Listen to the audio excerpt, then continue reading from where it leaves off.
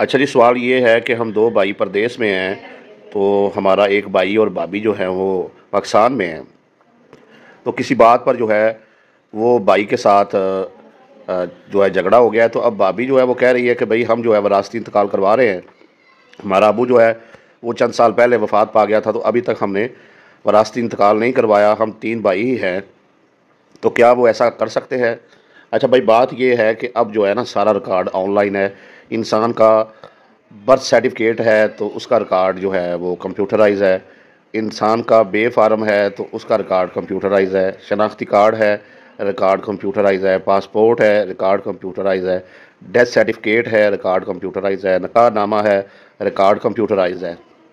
इसी तरीके से आप कितने बहन भाई हैं, आपका रिकॉर्ड जो है वो कंप्यूटराइज मौजूद है।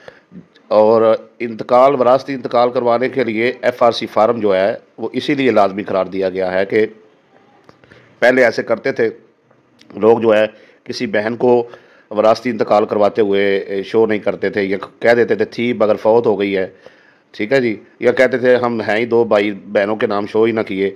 या कोई भाई सारी जायदाद अपने नाम करवा लेता था, दूसरे भाइयों के नाम शो नहीं करता था।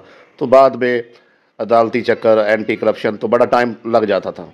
लेकिन अब इसका हल ये निकाला गया है कि एफआरसी फार्म जो है वो आपने फैमिली रजिस्ट्रेशन सर्टिफिकेट वो लाजमी चाहिए आपको वरासती इंतकाल करवाने के लिए। फैमिली रजिस्ट्रेशन फार्म में होता क्या है कि आपके वालद की कितनी जो है वो बीवियां हैं, एक है तो एक का ही जिक्र होगा, एक से ज़्यादा है, दो तीन चार तो उनका जिक्र होगा।